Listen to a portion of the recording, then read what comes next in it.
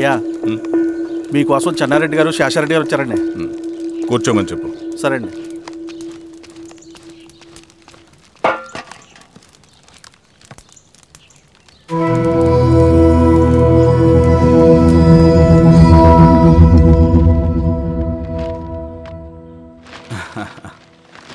కూర్చోండి బాబాయ్. ఏంటి బాబాయ్ పొద్దున ఎలా వచ్చారు? అదే ఈశ్వర, రైతు కూలీల విషయం. అవును బాబాయ్, ఈ విషయం పెద్దది కాకుండానే ఇక్కడే తుంచేయాలి. ఊళ్ళో అందరి సమస్య అదే ఈశ్వర. వాళ్ళు సరిగ్గా సమయం చూసి కూలీ రేట్లు పెంచమంటున్నారు. ఒక 5-10 అయితే మనకు పెద్దగా బాధ ఉండేది కాదు. ఏకంగా 50 రూపాయలు పెంచమంటున్నారు. ఇక మనకు మిగిలేదేంటన్నా?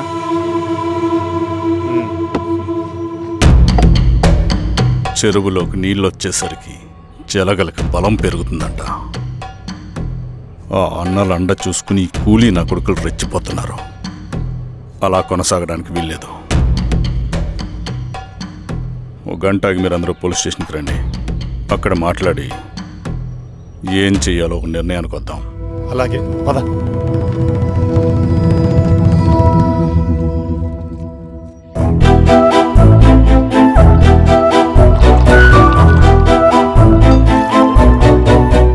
బాబు సార్, స్టేషన్కి ఓ 10 టీలు త్వరగా పంపించు. Okay sir. Okay sir.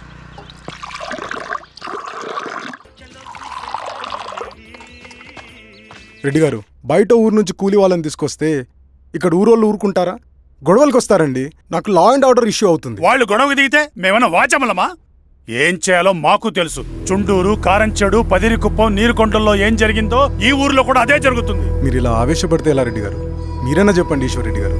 ఏం చెప్పమంటావు గిరిధర్? వాళ్ళు ప్రతి సంవత్సరం ఇలా పెంచుకుంటూ పోతూ ఉన్నారు. ఈ సంవత్సరం 50, వచ్చే సంవత్సరం ఎంతని ఎవరికని వాళ్ళు అడిగిందంతా ఇచ్చుకుంటూ పోతూ ఉండాలా మేము? వచ్చే సంవత్సరం పెంచర్లేండి సార్. సరే, అలాగని వాళ్ళని రాసిమ్మని చెప్పండి, అప్పుడు చూద్దాం. వీరస్వామి, ఆ నరసింహులు గారిని పిలువు. సార్, నరసింహ గారు సార్ పిలుస్తున్నారు. నమస్తే సార్. నమస్తే, కూర్చోండి సార్. టీ. నమస్కారం. నమస్తే సార్. టీ అందరికీ చూడండి. నరసింహులు గారు, మీరు అడిగింది ఇవ్వటానికి వాళ్ళు సిద్ధంగా ఉన్నారు. కానీ వచ్చే సంవత్సరం మీరు కూలీల రేటు పెంచబోమని హామీ ఇవ్వాలి. వచ్చే సంవత్సరం మిగిలిన వస్తువుల ధరలు పెరగవని మీరు హామీ ఇవ్వండి, అలాగే మేము ఇస్తాం. మేము అడిగింది మీ చేతిలో ఉంది, మీరు అడిగింది మాత్రం మా చేతిలో లేదు. వాళ్ళ చేతిలో ఉంది సార్, అంతా అన్నల చేతిలో ఉంది. సార్, వాళ్ళెవరో మాకు తెలియదు. మేమెవరి చేతుల్లో కీలువమలం కాదు. ఇది మా రైతు కూలీలందరం కలిసి సమిష్టిగా తీసుకున్న నిర్ణయం. చిన్న చిన్న అవసరాలకు అప్పులు తీసుకున్న పాపానికి మా భూముల్ని బలవంతంగా గుంజుకుని మా పొలాల్లో మమ్మల్నే కూలీలుగా మార్చారు వీళ్ళు.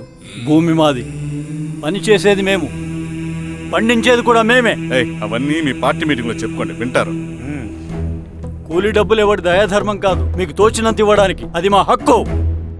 మేము అడిగింది న్యాయబద్ధంగా ఇవ్వకపోతే మీ పొలాల్లో ఒక గింజ కూడా రాలదు. పండిన పంటనంతా కాకులకి గద్దలకి వేసుకోవాల్సి వస్తుంది. ఇక దీని మీద చర్చ అనవసరం. వస్తాం.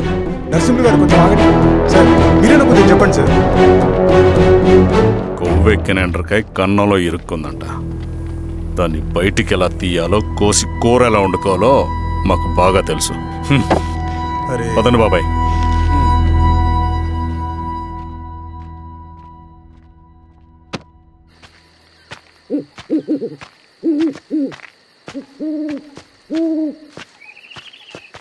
లాల్ సలాం కామ్రేడ్. లాల్ సలాం. ఇంత పొద్దున లేచారంటన్నా? విప్లవకారుల జీవితాలు ఇంతే కదా రవి.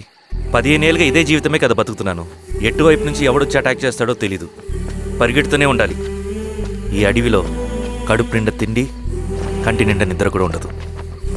ఒక్కొక్కసారి తాగడానికి చుక్క నీరు కూడా దొరకదు. 2 పుస్తకాలు, ఒక కిట్ బ్యాగ్, అందులో 2 జతలు, ఒకటి ఒంటి మీద, ఇంకోటి దండం మీద. ఇవే మనకున్న ఆస్తి. ఒక్కొక్కసారి ఇవి కూడా ఉండవు. బార్డర్లో సైనికుడు లాంటి వాడే, అడవిలో విప్లవకారుడు కూడా. ఇదంతా జనం కోసం, వాళ్ళ బతుకుల్లో వెలుగు కోసం. సరే, ఏం సమాచారం? కూలీ రేట్లు పెంచే విషయంలో భూస్వాములు చాలా పట్టుదలగా ఉన్నారన్న. కానీ మన నరసింహులు నన్ను ఒప్పుకోలేదు. మీటింగ్ అయ్యాక వెళ్తూ కోపంగా ఏదో మాట్లాడారన్నా. నాకెందుకు అనుమానంగా ఉంది. కీడు తలపడితే ఎక్కువ నష్టం వాళ్ళకి రవి. కానీ మధ్యలో రైతు కూలీల పరిస్థితి ఏమైపోతుందని ఆందోళనగా ఉందన్నా. చదరంగంలో నిలబడ్డాక చావుకి వెరవకూడదు రవి.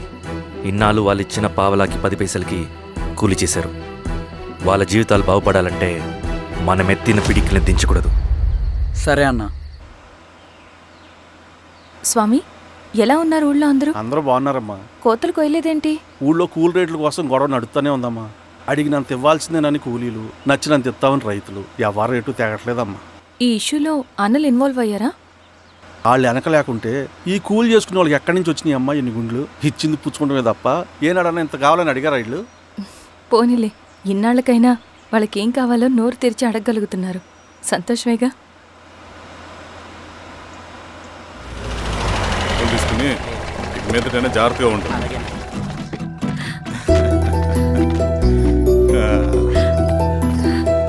బాగున్నావమ్మా? బాగున్నానన్నయ్య, నువ్వెలా ఉన్నావు? బాగున్నాను. రా లోపలికి వెళ్దాం. కూర్చో. సో ప్రయాణం అంతా బాగానే జరిగింది కదా? నీ ఫేవరెట్ నెత్తిపూరి. రా వడ్డిస్తారా? ప్లేట్ తిప్పు. నాకొద్దన్నయ్య, నాకు మంచి కాఫీ తాగాలని ఉంది. అమ్మో, నీకు నచ్చినట్టు కాఫీ చేయాలంటే ఆ దేవుడి దిగి రావాలి తల్లి. ఏంటో అన్నయ్య, మంచి కాఫీ తాగకపోతే ఇక ఆ రోజంతా అదోలా ఉంటుంది నాకు. రేయ్ సామే, అర్థమైంది. శిరీష్ అమ్మకి మంచి కాఫీ కావాలి, అంతేగా నేను వెళ్ళి పట్టుకొచ్చేస్తా. ఎక్కడికి స్వామి? మన ఊళ్ళో మెగాస్టార్ హోటల్ ఉందమ్మా, అందులో కాఫీ చాలా బాగుంటుంది. నేను వెళ్ళి పట్టుకొచ్చేస్తా. స్వామి, కాఫీ అంటే అక్కడికి వెళ్ళి వేడి వేడిగా తాగాలి. నేను వస్తాను పద. అవునమ్మా, అక్కడ నేను కూడా తాగాను, చాలా బాగుంటుంది. వెళ్ళు. థ్యాంక్ యూ అన్నయ్య. ఆడుతూ పాడుతూ పని చేస్తాం.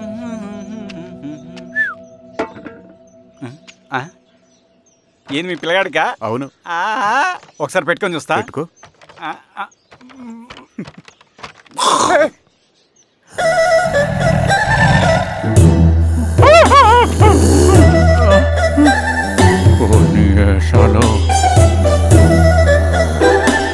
ఇన్ని బట్టలు ఉంటే చూడండి, బట్టలు లేకుంటే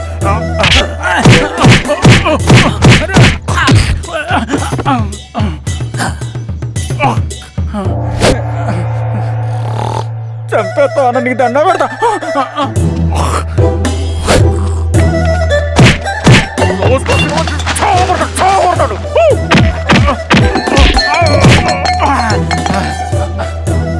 నేనన్నా బొట్టుని ఏందన్నా నన్ను చంపుతాయంది.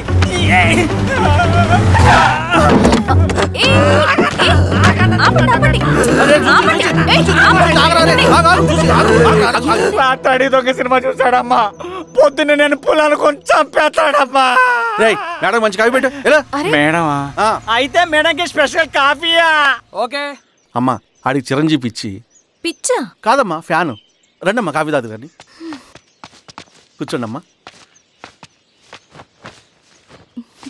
ఏంటి స్వామి ఇతను? చాలా మంచోడమ్మా, మెగాస్టార్ సినిమాలు చూసిన వాళ్ళు అయిపోతాడు. స్వామి అమ్మా, ఈ కాఫీ నేను ఎక్కడో తాగాను. మేడంకి స్పెషల్ కాఫీయా? పద మేడం రాసుకో చూచి. Thank you. కూర్చో.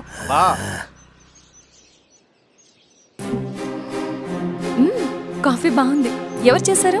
మా రవణ పెట్టాడమ్మా. రవి? ఎవరు రమ్మను?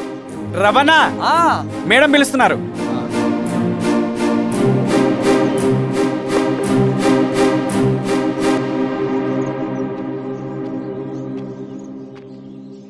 ఇతనే రవణ. శిరీష మీరా? రవి, నువ్వేంటి ఇక్కడ? కాఫీ బాగుందా? చాలా. అది కాదు రవి, నువ్వు ఇక్కడ. ఈ హోటల్ మనోల్దే. మన ఫ్రెండ్స్ అందరు బాగున్నారా? చాలా బాగున్నారు. అవును, మీరేంటి ఇక్కడ? ఏమైందన్నా? అన్నా, స్వామి త్వరగా కారుతా. జాగ్రత్త అన్నా, త్వరగా పట్టి తీయనా. త్వరగా పోనీ.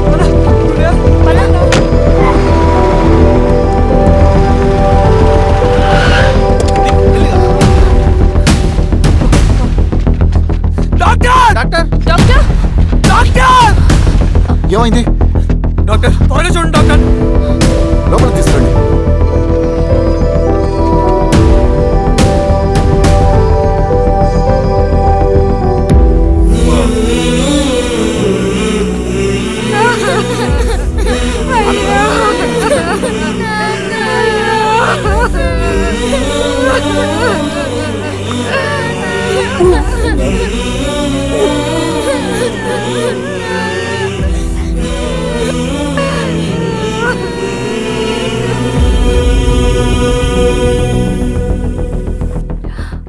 ఎలా ఉంది డాక్టర్? డాక్టర్ చనిపోయాడమ్మా.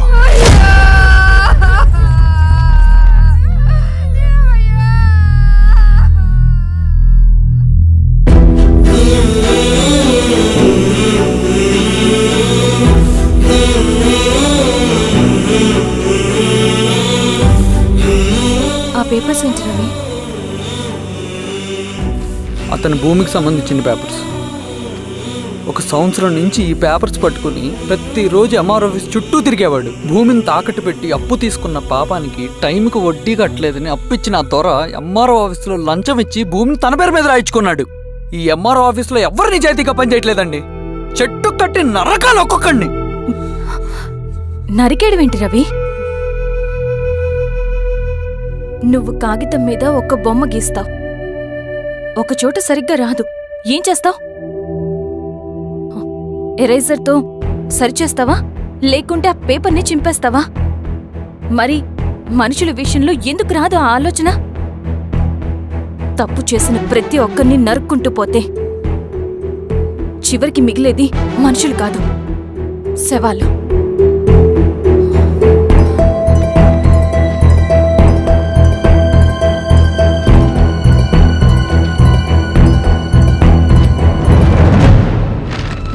పదరవి రా.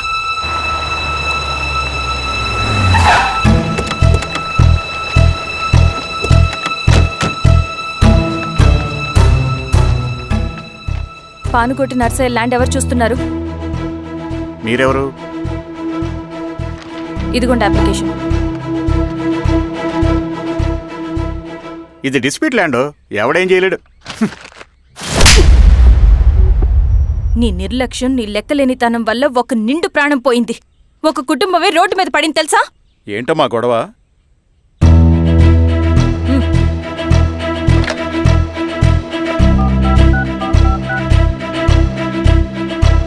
Hello sir.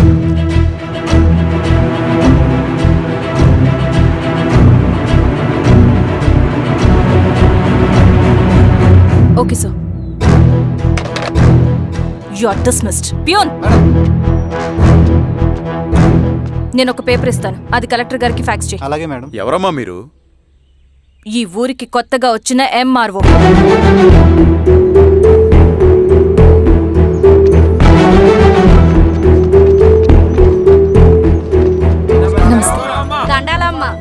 మీ పరిస్థితులు నాకు తెలుసు. పని చేస్తేనే మీకు పూట గడుస్తుంది. పనులు మానుకుని మీరు ఈ ఆఫీస్ చుట్టూ తిరగాల్సిన అవసరం లేదు. నేనే మీ ఊరొస్తాను. ఆ రోజు అరగంట వీలు చూసుకుంటే చాలు, మీ పని పూర్తయిపోతుంది.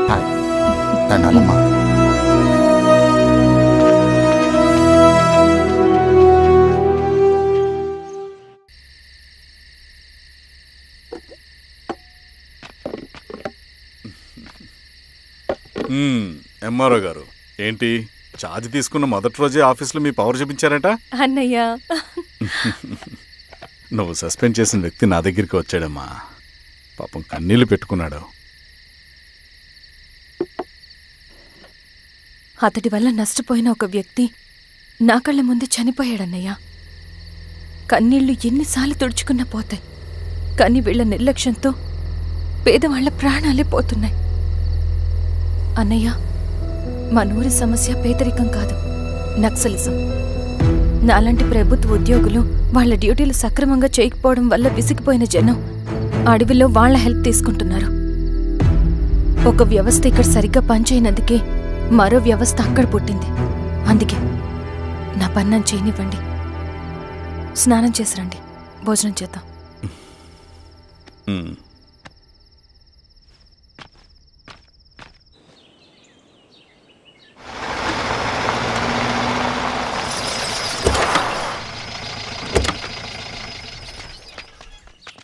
నమస్కారం అమ్మా.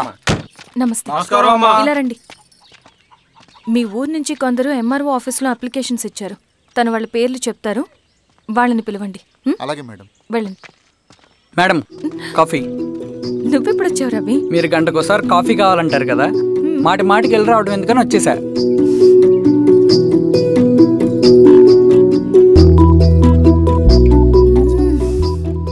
రవి, ఈ కాఫీ కోసమైనా నేను పెళ్లి చేసుకోవచ్చు. అదేంటి అలా అనేసారు? కాంప్లిమెంట్. భలే వారండి బాబు. దండాలమ్మా. నమస్తే. ఇలా ఇవ్వండి. చెప్పండి మీ సమస్యలేంటో. పేరు తలుపుల వీరాంజనేయులు. ఉన్నది 3 ఎకరాల పొలం. చెన్నుపాటి ధనుంజయరావు అనే మహానుభావుడు అందులో 2.5 ఎకరాల భూమిని తన పేరు మీద రాయించుకున్నాడు. అడిగితే నీ దిక్కున్న చోటు చెప్పుకోమన్నాడు. దిక్కులేనాడు కాబట్టి 1/2 ఎకరం భూమి మీదే పెద్ద కుటుంబాన్ని నెట్టుకొస్తున్నాడు. అవునమ్మగారు, ఆ పొలం ఎలాగైనా తిరిగి ఇప్పించేయండి అమ్మగారు. ఆ పొలం కోసం 3 సంవత్సరాల నుంచి తిరుగుతున్నాను అమ్మగారు. వీరబాబు వీళ్ళందరి దగ్గర కలెక్ట్ చేసుకో. మేడం, దాదాపుగా ఇక్కడ ఉన్న వాళ్ళందరి పరిస్థితులు ఇవే. వీళ్ళ సమస్యలు పరిష్కారం కావాలంటే మాట్లాడాల్సింది వీళ్ళతో కాదు మేడం, మన ఊరి పెద్ద మనుషులతో. ఇందు మూలంగా 50 మంది గ్రామ ప్రజలకి తెలియజేయదేవనగా శ్రీరామగిరి గ్రామ పంచాయతీ మోతుబడి రైతులు, సన్న చిన్నకారు రైతులందరూ రేపు ఉదయం 10 గంటలకి ఎంఆర్ఓ ఆఫీస్ దగ్గరికి రావాలా.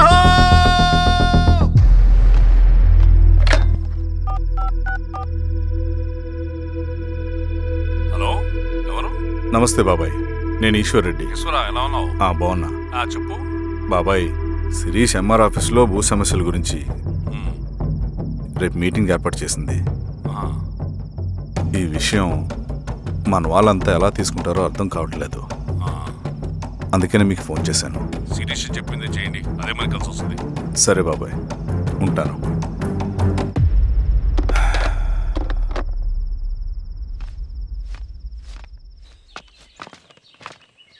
నమస్తే మేడం. నమస్తే అమ్మా. కూర్చోండి. పొలాల్లో పండిన పంట కోతకొచ్చినా ఈ రోజుకి ఒక్క గింజ కూడా తెగకుండా పక్షులకు, పందికొక్కలకు ఆహారంగా పోతుందంటే దానికి కారణం ఇది. ఈ ఊరికి పట్టిన దౌర్భాగ్యం మీరు చేసిన అక్రమాల చిట్టా. కడుపు మంటతో ఉన్నవాళ్లు మీరు చెప్పిన కూలీకొచ్చి ఎందుకు పనిచేస్తారు? దౌర్జన్యాలు చేసి దిక్కున్న చోట చెప్పుకోమన్నారు. ఇప్పుడు అడవే వాళ్ళకి దిక్కైంది. అది ఎవరి తప్పు? మొత్తం 100 ఎకరాల పైచిలుకు భూమి వాళ్ల దగ్గర దౌర్జన్యంగా లాక్కుని ఇన్ని సంవత్సరాలుగా మీరు అనుభవిస్తూ ఉన్నది. మీ అంతట మీరుగా తిరిగిచ్చేస్తారా, లేదా చట్టం ఎలా పనిచేస్తుందో మీకు చేసి చూపించమంటారా? అలా చేయండి మేడం. నువ్వు ఆగవయ్య నరసింహులు. ఏం చేయాలో మా ఎంఆర్ఓ గారికి బాగా తెలుసు. అట్టా కానివ్వండమ్మా. ఇస్తే మీ పొలాలు ఇవ్వండి, మా వివం. మీ పేరేంటి? సామిరెడ్డి. రూల్స్ ప్రకారం వెళ్తే మీ మొత్తం పొలం పోతుంది. కూర్చోండి. సామిరెడ్డి కూర్చో.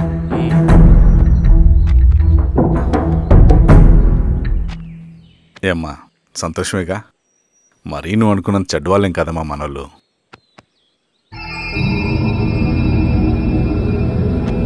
పదనాన్న. నమస్తే.